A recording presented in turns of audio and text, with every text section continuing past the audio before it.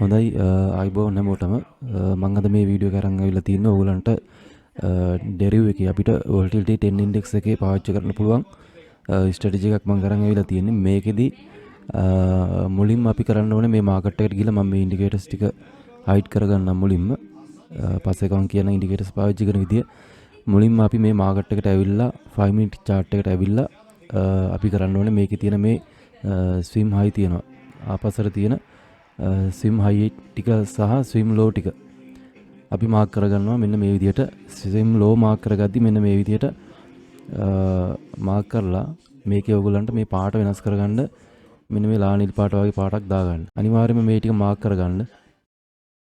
එතකොට මෙන්න මේ විකේ අයිනටම මෙන්න මේ ලෝ එක විදිහට ගන්න මේ වික් එකේ අන්තිම කෙලවර. රයිට් ඔයාලට පේනවා ඇති දැන් මේ මෙතනින් ස්විම් ලෝ එකක් මාක් කරගෙන සෝන් එකක් යනගෙන මේ පැත්තට එනකොට මෙන්න මෙතන බලන්න ඒක වැඩ කරලා තියෙන විදිහ මෙතනින් අප් වෙන්න දීලා නැහැ මෙතන ඒක වැඩ කරලා තියෙනවා ඊට පස්සේ මෙතනත් වැඩ කරලා තියෙනවා ඊට පස්සේ මෙතන වැඩ කරලා තියෙනවා මෙතන වැඩ කරලා තියෙනවා ඊට පස්සේ මෙතනත් ඒක වැඩ කරලා තියෙනවා හරිද මෙතෙන් අන්තිම ලෝ එක විදිහට අපිට ගන්න තියෙන්නේ මෙන්න මෙතන හරිද මේ ඔක්කොම මාක් කරගන්න අවශ්‍ය නැහැ නමුත් ඔක්කොම මාක් කරගන්නවා නම් ඔයාලට ට්‍රේඩ් එකක් දාද්දී රිස්ක් එක ගොඩාක් අඩු කරගන්න පුළුවන් මේ විදිහට මාක් කරගන්න එකෙන් හරිද දැන් මේක මාක් කරගෙන ඉවරයි අපි දැන් මෙතනින් මාකට් එක හැරෙනවා වගේ පෙන්නනවා රෙඩ් කැන්ඩල් එකක් හදලා තියෙනවා මෙතන වික් එකක් හදලා දැන් අපි බලමු මේ ඉන්ඩිකේටර්ස් ටික දාලා මුලින්ම දාගන්න ඕනේ අපි EM එක 200 EM එක දාලා මෙන්න මේ විදිහට settings වලට ගිහලා length එක 200 කියලා දාගන්න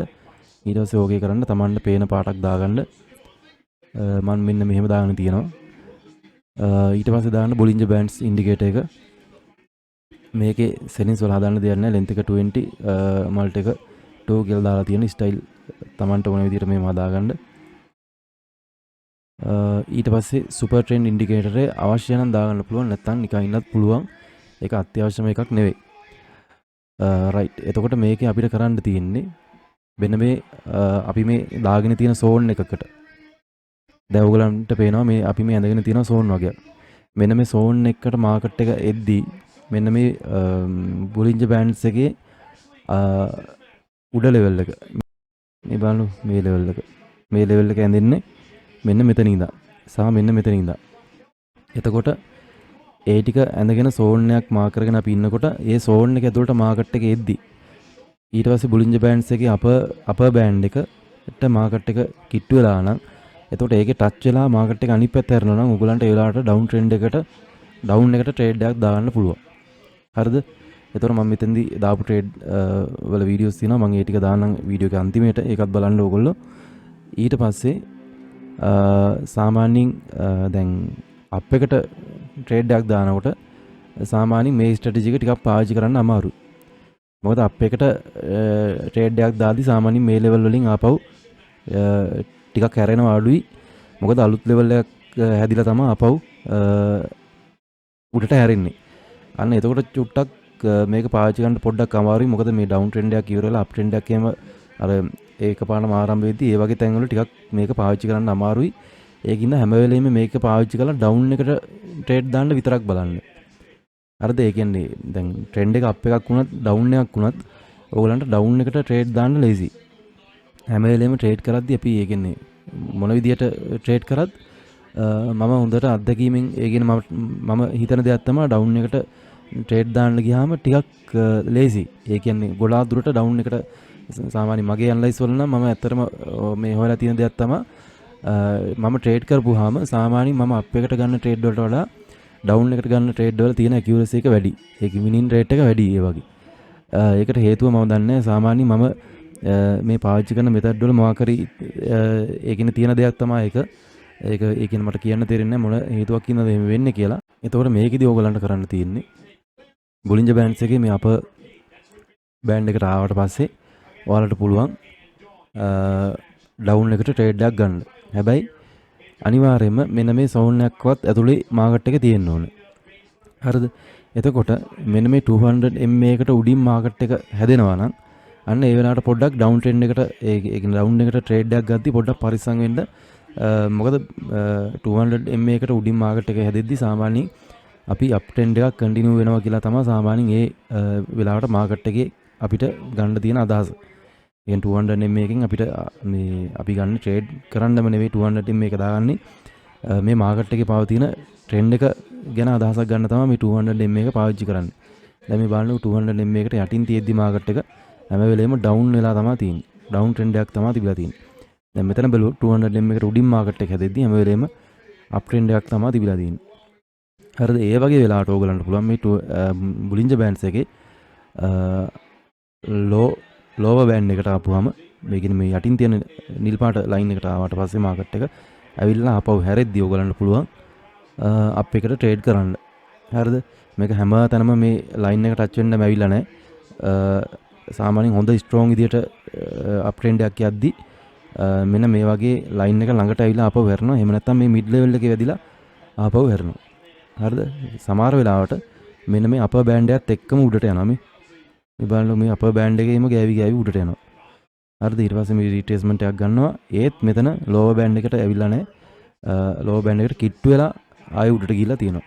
මේ ඔක්කොම ඔයගලන්ට හරියටම බලා ගන්න පුළුවන් අර මං කියපු අර ඉම්පෝර්ටඩ් ලෙවල් තියෙනවා මේ වගේ මාකට් එකේ. අන්න මේ වැදගත්ම ලෙවල් ටික. ඒ කියන්නේ අපිට දැන් මේ බැලුමට මේක පොඩ්ඩක් මේ zoom out කරගත්තාම zoom in කරගත්තාම හරියට බලා ගන්න පුළුවන් මේකේ ඉම්පෝර්ටන්ට් ලෙවල් ටික. දැන් මෙතන බලන්නකො මේ සාමාන්‍යයෙන් equal high equal low වගේ හදාදා තමයි මේ ටික මාකට් එක ඇවිල්ලා තියෙන්නේ. හරිද? එතකොට මේක ඉම්පෝර්ටන්ට් ලෙවල් එක. හරිද?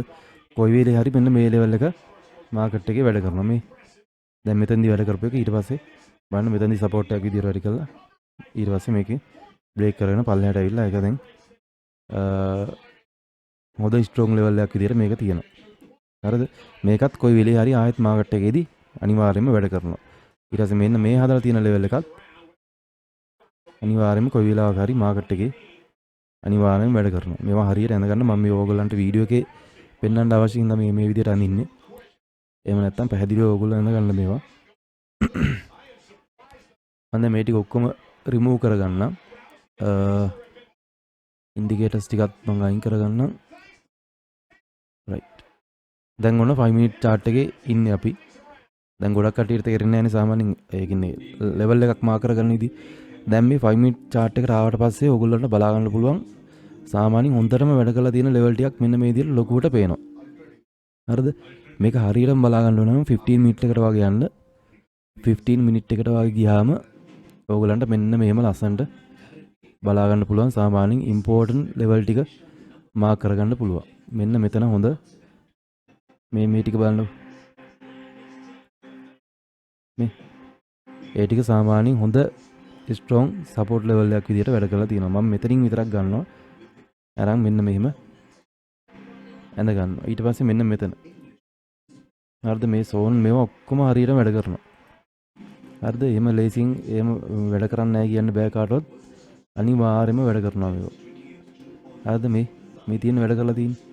මෙන්න මේ උඩම ලෙවල් එකත් ස්ට්‍රෝං ලෙවල් එකක් විදියට මාක් කරගන්න. සාමාන්‍ය පොඩ්ඩක් එක්කෝ ඒක වෙන පාටක් දාගන්න. එතකොට ඕගලන්ට ඒක වෙනම අඳුනගන්න ලේසියි.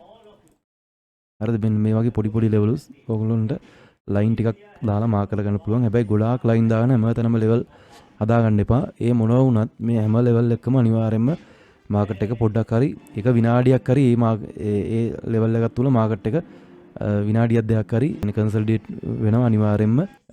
එතකොට ඒවා වැදගත් ඉම්පෝර්ටන්ට් ලෙවල් හින්දා තමයි ඒ විදිහට වැඩ කරන්නේ. ඒ කියන්නේ සමහර විට අපි 1 minute එක බලද්දි මෙන්න මේ මාක් කරලා තියෙන ලෙවල් එක දැන් මේක හිතන්න පුළුවන් සාමාන්‍යයෙන් වෙන මේ වගේ ලෙවල් එකක් මේ ලෙවල් එක ගමුකෝ. මේකක සාමාන්‍යයෙන් කෙනෙකුට හිතෙන්න පුළුවන් එච්චර ඉම්පෝර්ටන්ට් නෑ කියලා. නමුත් මේ ලෙවල් එක 1 minute එකේ දැන් අපි මේ ඉන්නේ 15 minute එකේනේ. එතකොට 1 minute එකට ගියාම මේක සාමාන්‍යයෙන් ස්ට්‍රෝං ලෙවල් එකක්. හරිද? දැන් ඔය බලන්නකෝ. මේ බලන්න. 1 minute එකට ගිහිල්ලා බලුවාම මේක පොඩ්ඩක් ස්ට්‍රෝං ලෙවල් එකක් මේ. මෙතනක් තියෙනවා ඒක. හරිද? ඊට පස්සේ මේ ආපසට ගියත් ඒක සපෝට් එකක් විදිහට වැඩ කරලා තියෙනවා. එතකොට මේ එන මාකට් එකත් මේකේ ගොඩාක් දුරට වැඩ කරන්න ඉඩ තියෙනවා. ඉතින් ඒ වගේ අර ලොකු ටයිම් ෆ්‍රේම් වලදී සාමාන්‍යයෙන් ඉම්පෝර්ටන්ට් නැහැ කියලා හිතන ලෙවල් එකක් ඊට වඩා අඩු ටයිම් ෆ්‍රේම් එකකට ගියාම හොඳ ඉම්පෝර්ටන්ට් ලෙවල් එකක් විදිහට